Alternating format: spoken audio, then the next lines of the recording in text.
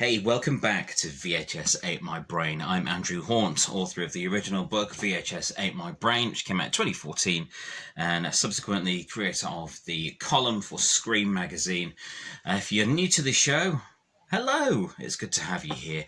If you checked out the book, thanks ever so much. I really do appreciate it. I know people are still picking it up even now, a million years after I put it out.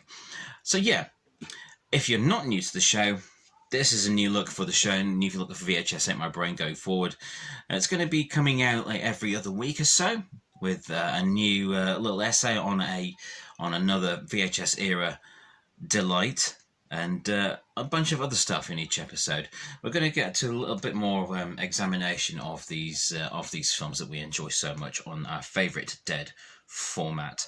So that would be these. Now, of course, VHS tapes, long gone in the eyes of the media, but for us, people like us that still enjoy finding things like this, if you get that on there, Faces of Death 4,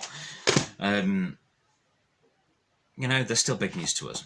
We still love them, and quite rightly so. They're a big part of a lot of people's pop culture heritage and a lot of people's lives growing up.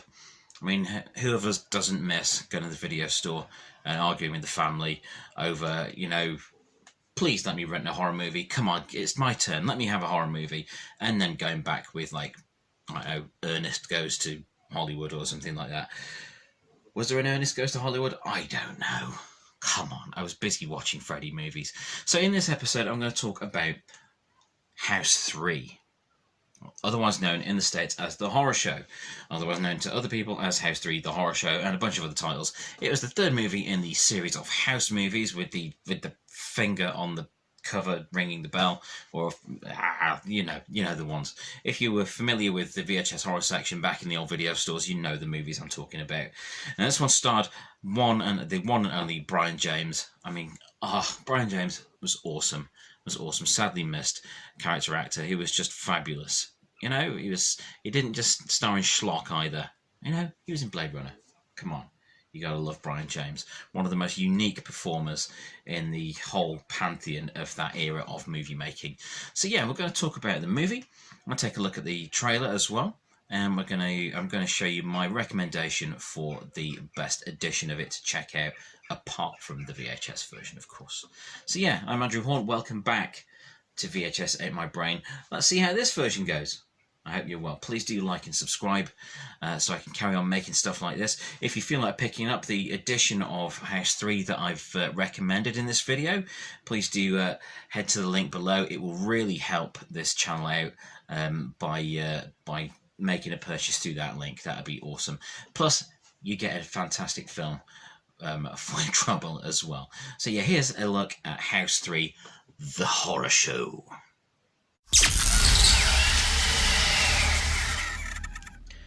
Okay, so we're going to take a look at the trailer as posted on the Arrow Video channel. Let's see what we make of the House 3 trailer. Come on, Jackie. It's checkout time.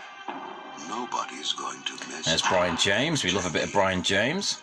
Nice opening. Good voiceover. There's Lance Henriksen. Glad you could make it, Cop. He was born bad. And Brion James and Lance Henriksen. How could you lose? Clint Howard. Nobody's going to miss Max Janky. We sent 50,000 volts of juice through that scum. Looks pretty dead to me, Professor. Because he hasn't gone anywhere. Uh-oh, here he comes. I can see where people had the parallels with Shocker. You're dreaming! I thought you were dead. You see, that is a touch of Freddy Krueger there. You can see the Nightmare on Elm Street influence there. Or showing up in different guises. I guess that does differentiate it a bit from Shocker a bit. And Jason was a scream. I got a present for you. Wait till you meet Max. Not even close. See, it was put across in very much in a Freddy or Jason or Michael Myers way. The Horror Show. House 3. This is just the beginning. Really wasn't though, Brian. It was the third movie in a four movie series. So, With House 3, the horror show, it is one of those rare occurrences where the film is actually better than the trailer. It's usually the other way around. It is very clear, very obvious that they were trying to put Max across as a new Freddy Krueger, Jason Voorhees, Michael Myers type of character. Didn't really work out. They should have concentrated just on the movie itself. It's also clear from this trailer that it lacks the humour of those first two House movies, which is, it's one of the selling points of those films. They were kind of Evil Dead-ish in their silliness, as well as all the horror tropes that were in there as well. That said, this is still a pretty good trailer, but yeah, the movie is better. Please do check out the film. I do recommend it. Give it another chance if you've already seen it. It is, I think you'll agree, better than you remember.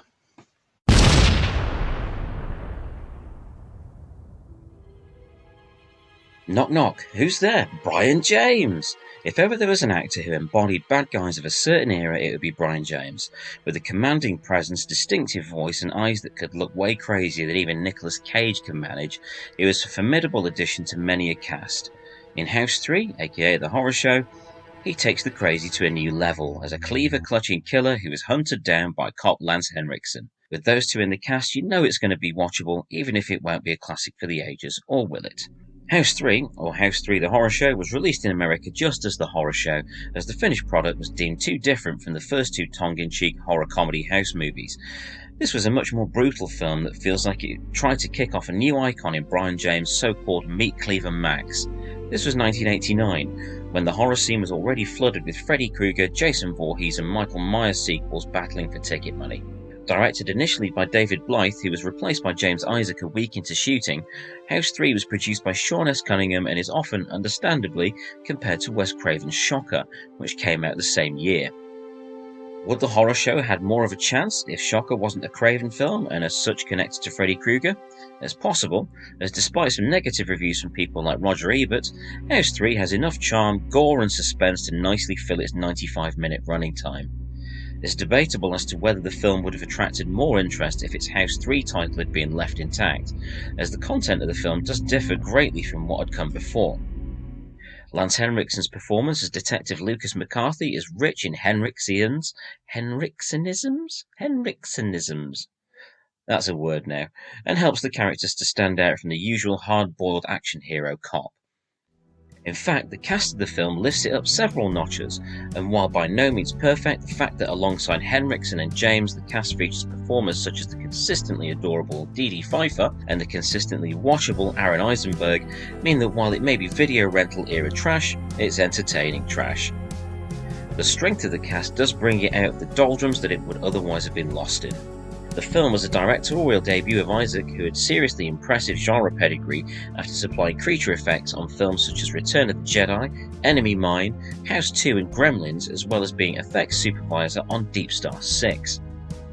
This knowledge is demonstrated aptly in the film via some well-realised gore scenes, including some remarkably graphic dismemberment and a suitably messy scene involving a victim being forced through a meat grinder. These are the scenes that wound up getting the title changed.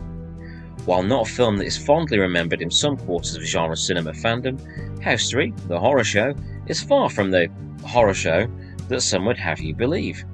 I mean, it's got Brion James as the bad guy. Come on.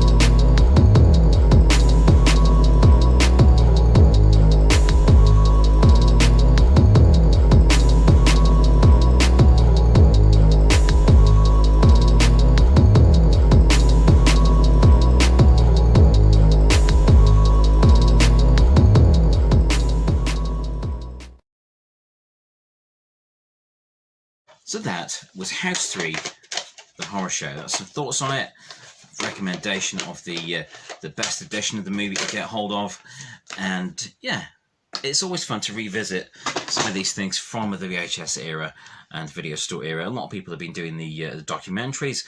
You know, there's been VHS Nasty. There's been the last Blockbuster more recently. There's a lot of life left in this dead format. And as you'll see as we go on in the next episode of VHS Ate My Brain, look out for it in 2 weeks' time.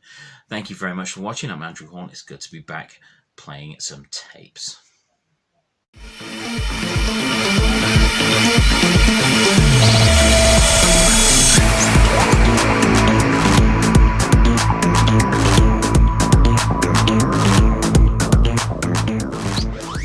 Thank you for watching. Please like, share and subscribe.